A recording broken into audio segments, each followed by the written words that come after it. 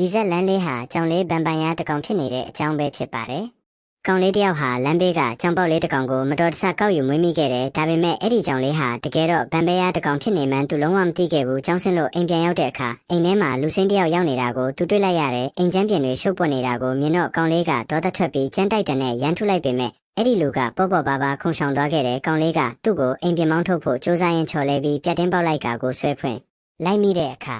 တစ်စက္ကန့်တွင်းမှာပဲအဲ့ဒီလူဟာကြောင်ပေါက်လေးဖြစ်သွားခဲ့တယ်လိုက်ကပြန်ပိတ်လိုက်တော့လေလူပြန်ဖြစ်သွားပြန်ရောအဲ့ဒီတော့မှအဲ့ဒီလူဟာဗန်ပိုင်ယာတစ်ကောင်ဆိုတာကောင်လေးတိလိုက်ရတော့တာပါကောင်လေးကသူ့ကိုအိမ်ပြင်ထွက်ခိုင်းပေမဲ့ဗန်ပိုင်ယာကနေအောင်ကြီးကိုကြောက်တာကြောင့်မထွက်ပဲညှင်းဆန်နေခဲ့တယ်ညရောက်ရင်တော့သူ့လိုလိုထွက်သွားမှဖြစ်ကြောင်းဒါပေမဲ့အဲ့ဒီအချိန်တော့တွင်သူ့ရဲ့နမီကိုလုံးဝမခေါ်ဖို့ကောင်လေးကိုတတိပေးခဲ့တယ်တိုးတော်လဲကောင်လေးကမတော်တဆကြောင်လေးရဲ့နမီကိုခေါ်မိလိုက်တဲ့အခါသူတို့နှစ်ယောက်ကြားမှာတောက်ပတဲ့အလင်းကွင်းတစ်ခုပေါ်လာပြီးပျောက်ကွယ်သွားခဲ့တယ်ဒါဟာသူတို့နှစ်ယောက်ကြားကယာယီစာချုပ်တစ်ခုဖြစ်သွားတာပါဒီစာချုပ်ဟာ24နာရီအတွင်းဗန်ပိုင်ယာကကောင်လေးရဲ့သွေးကိုမတောက်ဘူးဆိုရင်အလိုလျောက်ပြည့်ပြည့်သွားမှာဖြစ်ပါတယ်ဒါကိုတီးသွားတဲ့ကောင်လေးကဗန်ပိုင်ယာကိုအိမ်ပြင်ကိုအတင်းတွန်းထုတ်လိုက်ပေမဲ့ကောင်လေးကိုယ်တိုင်လည်းမြေပြင်ပေါ်မောက်ရက်လဲကျသွားခဲ့တဲ့အကြောင်းရင်းကတော့စာချုပ်တက်တမ်းမကုန်မချင်းသူတို့နှစ်ယောက်ဟာအဝေးကြီးမှာခွဲနေလို့မရလို့ပါပဲနောက်တော့ကောင်လေးကအဲ့ဒီကြောင်လေးကိုသူ့သူငယ်ချင်းတွေစီခေါ်သွားပြီးဗန်ပိုင်ယာနဲ့တွေ့ခဲ့တဲ့အကြောင်းပြောပြပေမဲ့ဘယ်သူမှမယုံကြဘူးအဲ့ဒီအချိန်မှာပဲမျက်လက်ဆရာဆုံးကဝေတယောက်ရုတ်တရက်ပေါ်လာပြီးသူငယ်ချင်းတယောက်ကိုကိုက်လိုက်တယ်တကယ်တော့အဲ့ဒီမျက်လက်ဆရာကလည်းဗန်ပိုင်ယာတစ်ကောင်ဖြစ်နေတာပါအားလုံးထိတ်လန့်တကြားထွက်ပြေးကြစဉ်မှာမျက်လက်ဆရာက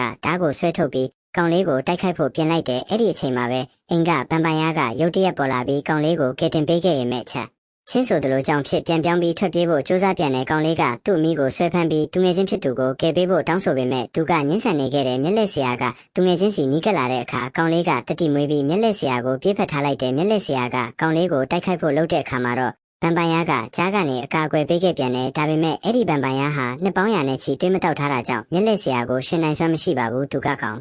လေးကိုမြ мян ထွက်ပြေးဖို့ပြောပေမဲ့ကောင်လေးကတော့မထွက်ပြေးပဲသူ့လက်မောင်းကိုဗန်ပိုင်ယာရဲ့ပါးဆက်ထဲထည့်ပေးလိုက်ပါတယ်အဲ့ဒီနောက်မှာတော့သူတို့ရဲ့စာချုပ်ဟာတရားဝင်စာချုပ်အဖြစ်အတည်ဖြစ်သွားပါတော့တယ်ကောင်လေးရဲ့အမိန့်ပေးမှုအောက်မှာဗန်ပိုင်ယာဟာလူတခြားစိတ်တခြားဖြစ်သွားတယ်လို့စွမ်းအားတွေတိုးလာပြီးတစ်ချက်တည်းနဲ့တင်မျက်လက်ဆရာကိုအပြတ်သက်အနိုင်ယူလိုက်နိုင်ပါတော့တယ်ဒီဗီဒီယိုလေးကိုကြိုက်နှစ်သက်တယ်ဆို like နဲ့ follow ပေးပါဦး